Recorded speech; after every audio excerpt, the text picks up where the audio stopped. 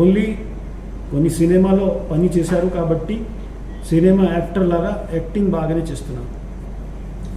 సరే, ఇప్పుడు అతను సెలెక్ట్ చేస్తున్నారు నిరుతుపాలెం విలేజ్, అది కూడా గూడెం జరిల నుండి కొద్ది లోపల.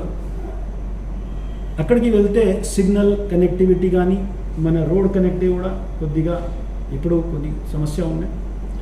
సో దాంట్లో అతను ఒక ఏరియాని సెలెక్ట్ చేస్తున్నాడు. అక్కడికి వెళ్ళిన తర్వాత కొన్ని రోజు అక్కడికి ఉంటున్నారు, మొత్తం ఏరియాని స్టడీ చేయడానికి కోసం. ఇక్కడికి ఈ సంఘటన చేయొచ్చు, ఆ సంఘటన చేశారు ఎలాగా మాట్లాడి జరిగింది.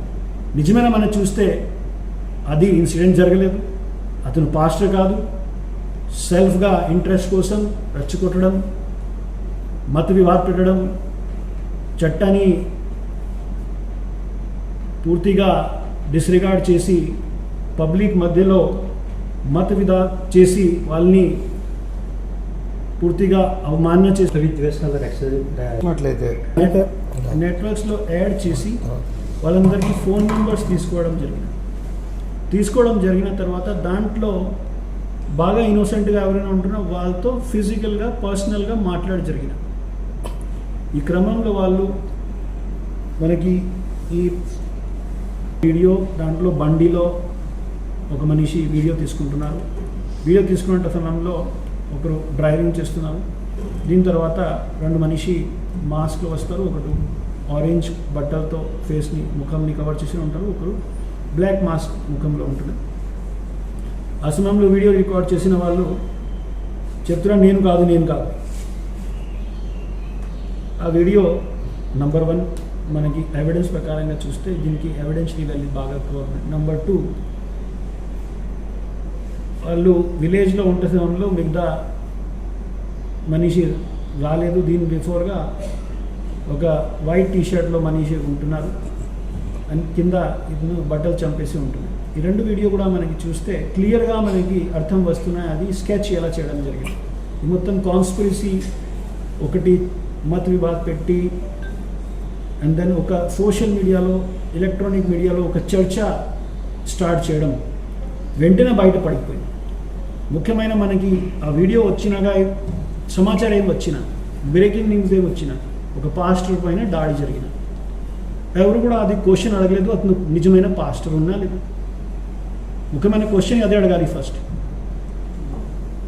వీడియోని చూసిన ముందుగా అతని పాస్టర్ ఉన్నా లేదా ఫస్ట్ క్వశ్చన్ అది అడగాలి. మనకి ఇన్వెస్టిగేషన్లో తెలిసిన అతను పాస్టర్ కాదు. రెండు మనకి క్వశ్చన్ అడగాలి. అతను వీడియో నంబర్ 1లో బయటకి కారు నుండి బయట వచ్చిన తర్వాత బట్టలు అన్నీ సరిగా ఉన్నాయి అండ్ వాళ్ళపైన దాడి చేసే వాళ్ళు పారిపోయారు. బండి కూడా ఫ్రంట్ గ్లాస్ పూర్తిగా చూస్తే సరిగా ఉన్నాయి. వీడియో నెంబర్ 2లో చూస్తే అదే మనిషి కింద పడిపోయినా ఉంటున్నారు. ఒక మంచి సినిమా యాక్టర్ బ్యాక్గ్రౌండ్ ఉంటా కాబట్టి చేస్తున్నారు. సో కొద్దిగా యాక్టింగ్ చేస్తున్నారు. ఒక మనిషి వాళ్ళ పక్కన ఉంటారు, వాళ్ళు వాటర్ ఇస్తున్నారు. ఒకరు ఆ రికార్డ్ చేసే వాళ్ళు కంటిన్యూగా రికార్డ్ చేస్తున్నారు. మూడో విషయం మీరు అడగలేదు, అది మనకి మీరు ఇన్వెస్టిగేషన్లో ఇంకా ఇంపార్టెంట్ ఏం సబ్జెక్ట్ మనకి వచ్చిన అది ఈ మనిషి వీడియో రికార్డ్ చేసేవాళ్ళు A2 వీడియో రికార్డ్ చేసిన వెంటనే హాస్పిటల్ కూడా A1 ఇప్పుడు దాకా రీచ్ అవ్వలేదా, దీని వెంటనే అన్ని సోషల్ మీడియాలో పోస్ట్ పెట్టడం, అన్ని వాట్సాప్ గ్రూప్స్లో అతను పోస్ట్ చేశారు అండ్ వెంటనే అది ట్రెండింగ్ అయిపోతున్నాయి. నిజమైన పాస్టర్ పైన దాడి జరిగింది. ఎందుకు జరిగినా, ఎప్పుడు జరిగినా, ఎవరు చేసినా అది క్వశ్చన్ ఎవరు అడగలేదు. వెంటనే జడ్జ్మెంట్ కూడా వచ్చిన సోషల్ మీడియాలో. సో మీడియా ట్రయల్ ఇమీడియట్గా మత్ ప్రకారంగా స్టార్ట్ అయిపోయింది.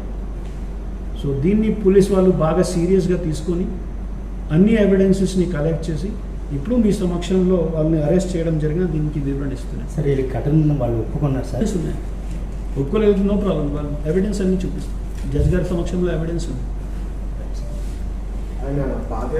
ముఖ్యమైన 26 మార్చ్ నుండి అతను యాక్టివ్ అయిపోయారు. అది ఎందుకు 26 మార్చ్ అతను సెలెక్ట్ చేసిన? అక్కువిడికి వెళ్ళిన తర్వాత అతను ఇక్కడికి మళ్ళీ వస్తారు. వచ్చిన తర్వాత ఇదే ప్రాంతం ఎందుకు సెలెక్ట్ చేస్తున్నాను? ఇంటర్నెట్ కనెక్టివిటీ లేదు, ఈజీగా వీడియో రికార్డ్ చేయొచ్చు, పాపులేషన్ కూడా ఇంత డీప్ ఏరియాస్లో ఇంత పెద్దగా అవ్వలేదు. చేస్తే అరకులో, దుమ్మిగూడలో, పాడేరులో పబ్లిక్ వెంటనే పోలీస్ని ఇన్ఫార్మ్ చేసేస్తుంది. సార్ ఇప్పుడు పాడేరు ఎమ్మెల్యే టార్గెట్ చేస్తూ కూడా 2 మాటలు మాట్లాడారు. అది మీ దృష్టిలో ఏమైనా చెప్పారండి రైట్ విచారణలో? సో ముఖ్యమైన మీరు చెప్పిన ఒక 18th బిఫోర్ 5 days బిఫోర్ ఒక యూట్యూబ్ ఛానల్లో అతను ఒక పోస్ట్ పెట్టుకుంటున్నారు. అతను ఆ పోస్ట్లో చెప్తున్నారు అతనికి ఒక నంబర్ నుండి థ్రెడ్ కాల్స్ వస్తున్నాయి. ఆ థ్రెడ్ కాల్స్ వస్తున్న ఆ నెంబర్ని ఇప్పుడు ఎగ్జామినేషన్ జరుగుతున్నాయి. ఆ నంబర్ నిజమైన ఎవరు? ఇప్పుడు దాకా తెలిసిన సమాచారం ప్రకారంగా ఆ నంబర్